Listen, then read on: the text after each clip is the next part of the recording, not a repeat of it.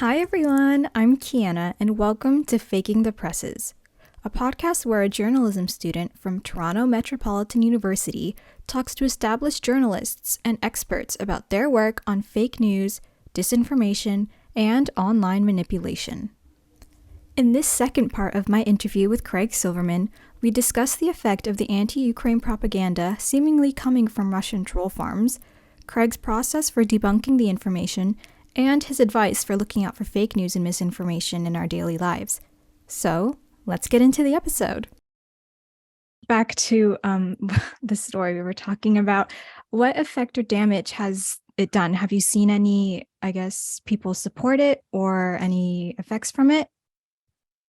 I think the biggest effect from that story was that these accounts, for the most part, were removed from the platforms when we flagged them to them. But the reality is that it's not difficult for whoever was running these to kind of create new accounts and get back to it. And so there is this element of whack-a-mole that is kind of endemic to this work, where stuff might get removed, actors might be taken down, maybe they even get a cease and desist letter from a platform. But if they're really committed and particularly well funded, it's not hard for them to get back on it. So, the immediate impact was the removal of these accounts. Beyond that, obviously, this conflict is still ongoing. Here we are almost a year later. And there is obviously still a lot of propaganda and disinformation about it, whether it's in Russian language or other places as well. So, one story does not necessarily change the trajectory of this, but it's kind of one small victory in this information battle that's going on. Yeah, for sure. I was just going to ask, is it now, common knowledge that this is fake, or is it still presented as real to some people? Well, I think in these cases, it's certainly possible that there are some screenshots of the original tweets or TikToks or what have you that are still circulating. That's a dynamic of it where you can have there's actually, for example, stuff from the 2016 election. There are still memes that were created and spread by IRA accounts that you can occasionally see popping up in Facebook groups or other places. And so, and that is, again, the double-edged sword nature of this environment where it is very hard to censor things, and that's a really good thing in a lot of cases. In the case of dangerous, harmful information, that stuff will still continue to spread. And so in these cases, we know the accounts are down, but it's certainly possible that some of their memes and sentiments and content still live on to this day. Mm-hmm. So not going back, but what was your process of starting to fact check this, organization or these accounts? For us, the starting point was working with the researchers where they had kind of an initial cluster of them, heavily weighted on Twitter. And this is kind of the idea that, again, is like core to digital investigative work where you might start with just one account or one piece of content, and then you have to see, is this just a solo actor or a solo sentiment, or is it actually part of a larger, potentially more coordinated effort? And so in this case, we worked with the researchers starting with a set of accounts, a few on Twitter, I think it was a couple on Instagram, maybe a couple on TikTok. And then we started fanning out from there to say, okay, what other accounts can we find that shared this same video? What other accounts can we find shared the same photo or, have similar other characteristics? And so starting with that first initial set, we tried to build out the network and understand how big and how influential it might be. And so that's really, in some ways, there's manual work of just, reverse image searching a photo and seeing who else has shared it, taking text, copying and pasting it in to see if people have used similar phrases or language, see if you can find other accounts that way. And then also, pulling from Twitter's API, sort of using computer programming to see if there are other accounts, tweeting in the same times, in the same ways, that kind of thing. And so looking for a certain element of indicators of growing that network to see how big it is.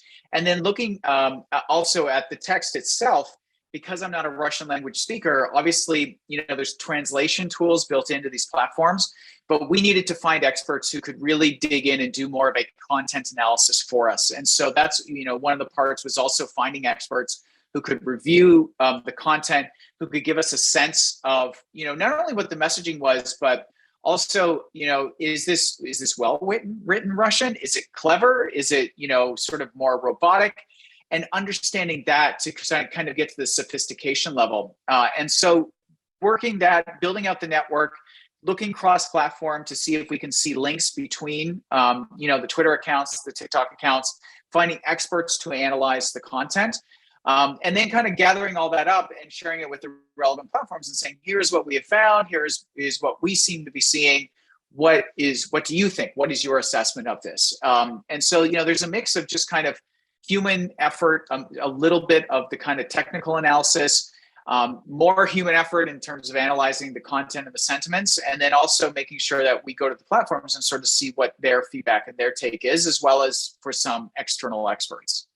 Mm-hmm. And how long would that take? There's like a lot of steps. So how long would that usually take? Yeah, it can really vary, because if you end up having just a small number of accounts on one platform, that can be pretty straightforward.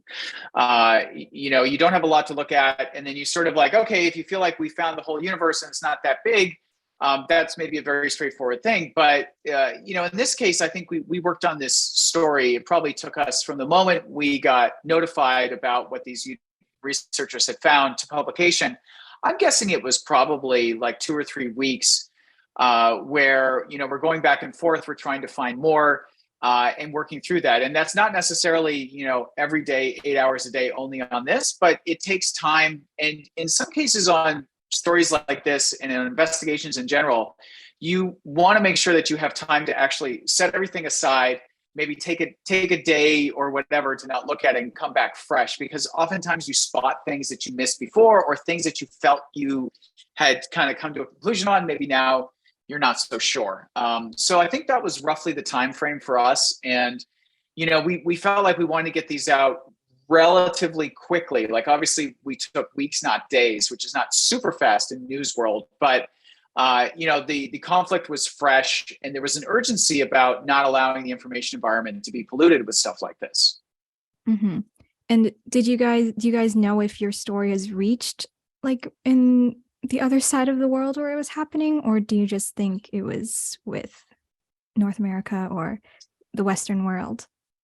Yeah, I haven't looked at the analytics for the story, but given that we did publish in English, I suspect that it mostly reached people in the English-speaking world who would mostly be, pro-Ukraine for the most part, and who saw this as yet another example of kind of Russian disinformation and propaganda tactics. I would be surprised if this story really got a lot of traction in the Russian-speaking world.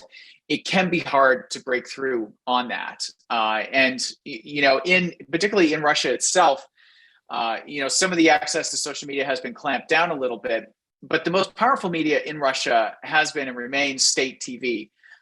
And so we have to be realistic about what the potential is for our impact. Our one English language story in this case is not really going to have a big effect on, the Russian speaking population, and particularly those in Russia itself. And that's something I think, in order to not be discouraged, you have to be realistic about when you work on stories about what is a realistic bit of impact and outcome, and to be satisfied with that and not disappointed that all of a sudden, it didn't end, these false claims that are pervading the Russian social media ecosystem.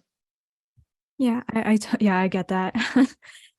So obviously you are a professional, but what would your advice be to people who maybe don't have this sort of training or media literacy in starting to identify fake news or disinformation in their day-to-day lives?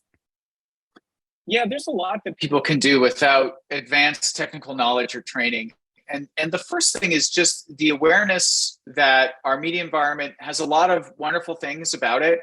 It's more open, there are more voices than ever before, but also that does open the door to manipulation. And so you have a responsibility as an information consumer out there, whether you're consciously consuming news or not. You have more responsibility now, because it is so open and you can come across so many different things. You have to realize that it can be manipulated, and you shouldn't just take everything at face value. And that's not just for, random social media posts. I think people should practice that as well for reading professional journalism articles. They should read it closely, and they should think about what are the claims being made and what evidence is being presented to back it up.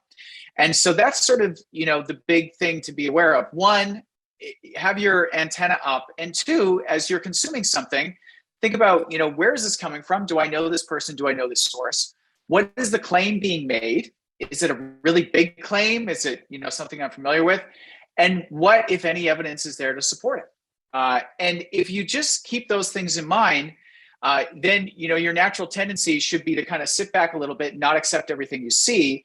And then if you see a claim, what you can do is, to move away from that one tweet or that one article and try searching online to find additional information about that particular claim. Are there other, credible articles that you can read about it? Is this a conversation that's unfolding in real time and there's a lot of conflicting information? Well, maybe you should, hold back and wait to see how it evolves. So just the awareness, the thinking about claims and evidence, and then looking to try and find and read more so you can get maybe a larger sense of, the differing points of view, the different claims on that particular claim.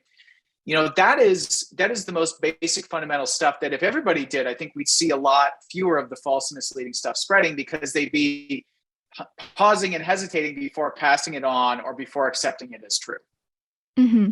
And what would the next step be after that? So, you say you find something that's not true. What would you do next to get it out of the internet or stop it from spreading?